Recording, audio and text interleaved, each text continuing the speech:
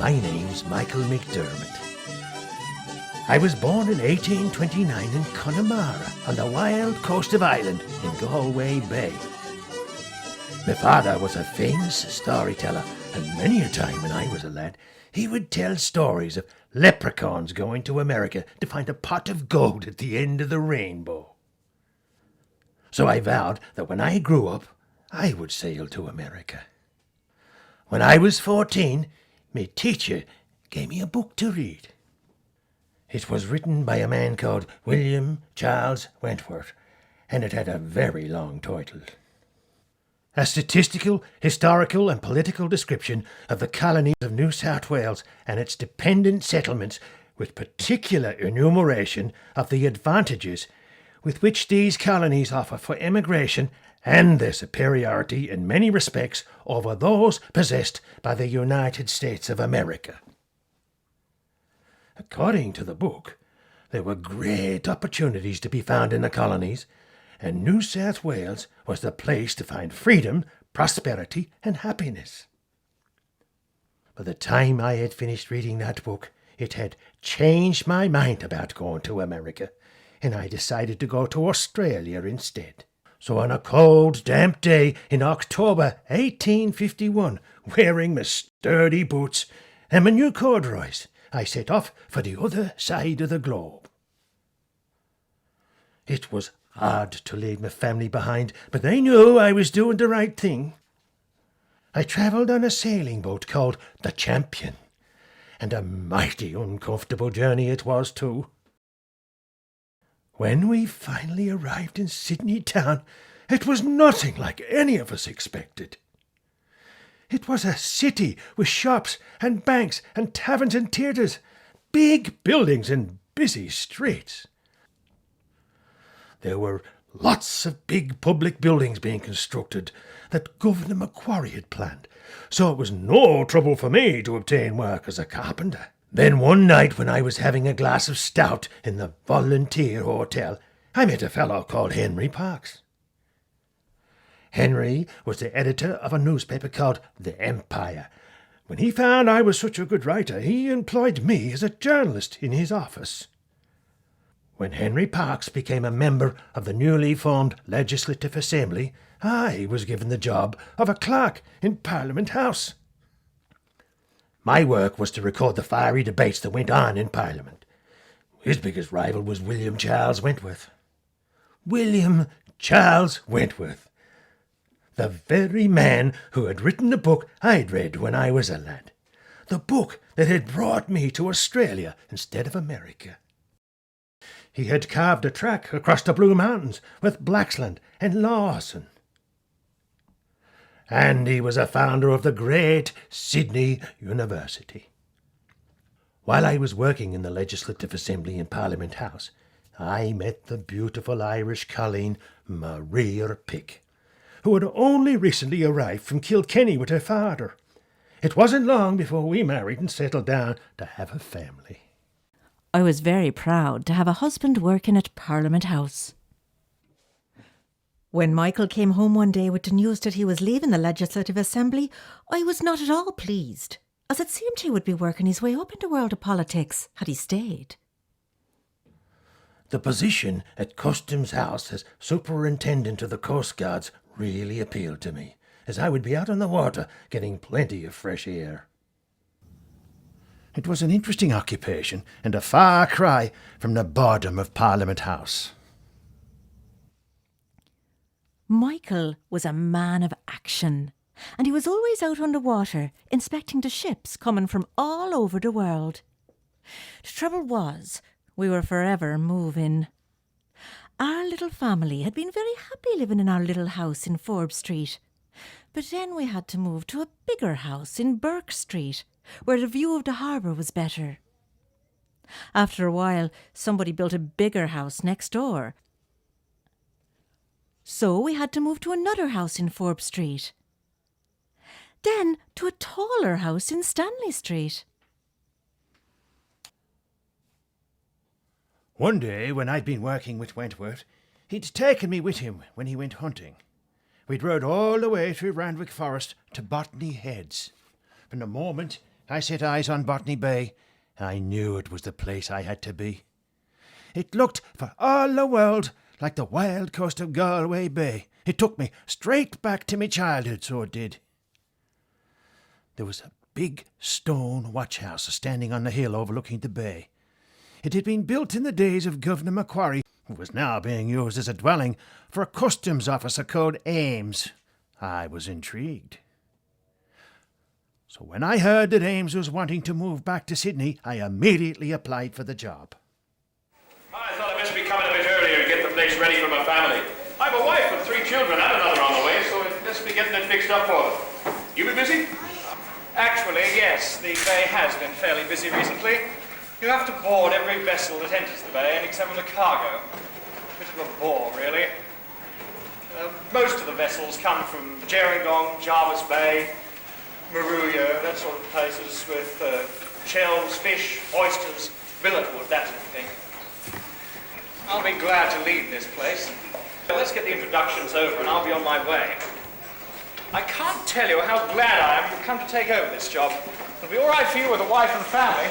I can tell you it's devilish lonely for a bachelor. I could not believe my ears when Michael came home and told me we were moving again. It took a bit of persuading, but then he told me how beautiful it was, with white sand on the beaches, and trees, and flowers. Then he told me that we'd be living in the watchtower. That would put me in mind of Kilkenny Castle. How could I resist living in a castle? I had to do some really fast talking to convince Maria it would be a good thing to move. There was no road from Sydney town to Botany Heads, only a bush track. So this time we had to take our furniture by boat around the coast from Port Jackson to Botany Bay. The mahogany furniture was scratched on the journey, but the Irish linen, the silver, and the lace curtains that I'd brought in my glory box were all safe and sound. Sure, and I was so disappointed when we landed at Botany Heads. There were only 4 huts built near the beach and a few tents where the soldiers lived. There was a bare island not far away with nothing on it but rocks and a bit of scrub. Some women and children came out to greet us, and the fishermen helped Michael move our things from the boat. But the biggest disappointment of all was the castle. I was expecting a bigger place with plenty of rooms that looked like Kilkenny Castle. But this place looked as if it had been started but never finished. There was only one floor where we had to cram our table and chairs and sofa and cupboards. There were no stairs, and we had to climb up a ladder to get to the top floor where we slept. The ladder had to be pulled after us. I knew Maria would be disappointed at the size of the place, but I hadn't exactly lied, you know. It was built in the same style as Kilkenny Castle. It was just a tad smaller. You were telling me it looked like Kilkenny Castle, Michael McDermott. Blamen, I was only telling you to be a little Kilkenny Castle. But where will I be putting on the things? Where will I be baking and mending and ironing and stitching and all of us cooped upstairs in 2 little bedrooms? Oh, me darling, wasn't I trained as a carpenter back in old County Mayo? And won't I be building you all the extra rooms you want? And a pretty veranda for you to sit and watch the starlit sky and the moon shining over Botany Bay on a fine summer's night.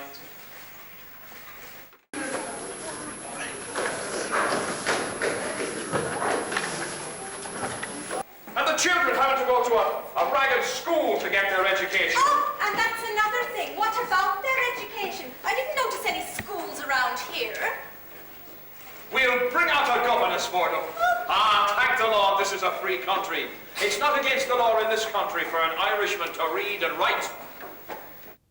And here's one thing Michael hadn't mentioned. Of course, I hadn't mentioned the blacks' camp to Maria. That would have put her off completely. As if I didn't have enough to bother me on that first day, but the next thing that happened nearly gave me a heart attack. When suddenly there was a haunting sound from the darkness outside. I clung to Michael in sheer terror. My poor little Maria. It took me a long while to calm her down when she'd heard the didgeridoo. So I had to explain that it was just a local Aborigine saying, "Hello!" They were our neighbours after all.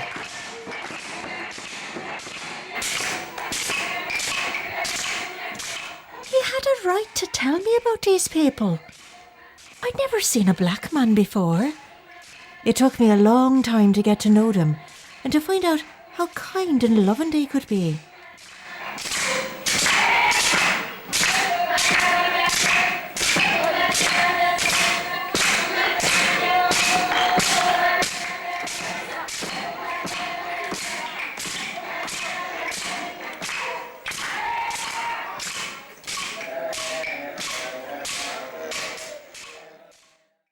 I had to work very hard to get Maria's forgiveness. Things were very difficult at first with the 3 children in such a tiny place. She was a clever girl and soon had the household running smoothly. After all, I was trained as a carpenter and I told her I would build more rooms for her. And I did. It was a blessing we only had 3 children at the time of move-in. Michael worked very hard to make the place more comfortable. Almost every day he'd be out chopping trees for the building. First, he built an outhouse with a big hole in the ground. The slushy boy would gather the waste, or night soil as it was called, and take it over to the Chinese gardeners to use for fertiliser for their vegetables. He built a big kitchen with a big wood stove. Then he built a wash house with a copper to boil the clothes. Then he built a pretty little veranda out the front.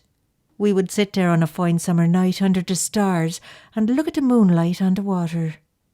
Bertha, one of the fishermen's wives, was happy to help with the housekeeping in exchange for a bit of tobacco for her pipe. This was a great help, as I was always busy having new babies. Almost every day a ship would come sailing into Botany Bay on its way to Shoalhaven or Bateman's Bay, and I'd be out with me boatman to inspect the cargo. We were never short of fresh vegetables either. A couple of Chinese men who had tired of looking for gold had started vegetable gardens. So there were always plenty of potatoes and onions, turnips and carrots for the pot.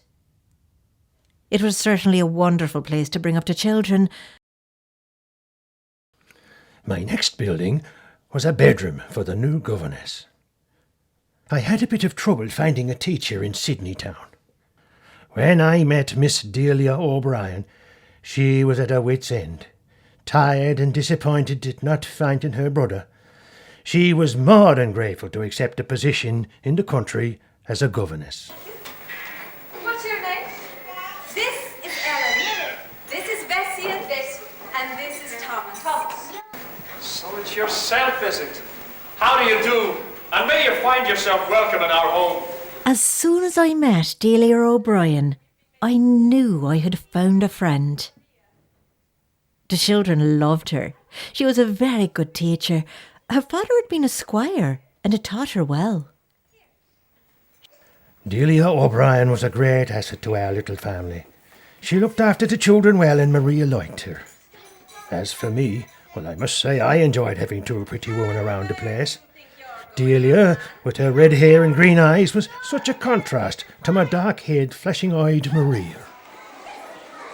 I knew there'd be a lot of gossip in the neighbourhood about our new governess. I knew everyone was jealous of our little family with our pretty governess, so I wasn't surprised when a group of men turned up on the doorstep. There was Stephen Chislett, the fisherman, George Donaldson, one of my boatmen, Edward Richard Jones, who tended the oyster bed, and Albert Wheeler, another one of my boatmen. There were also a couple of soldiers who were posted in tents. They all wanted their children educated. To school. We don't want them growing up wild and woolly and uneducated. And what about all the equipment they need? What about the slates and crayons and books and desks and pens and inks and maps and things? But it's only the boys wanting to be educated. Only the boy. Yeah, it's only the boys. We Women are only good for childbearing. What are you saying? That women are only good... Excuse me. No offence to you, missus. No, there's some women might find reading quite useful. Gentlemen, may I remind you that my wife is an educated woman. They left soon after, but it certainly started me thinking. At first, the other children joined my little ones in the living room of the watchtower. It was so crowded, they had to sit on the floor. When Michael told the men he would build a schoolroom, they all bucked in to help. When it was finished, they decided to go into Sydney town to ask the newly formed Education Council in Bridge Street for help.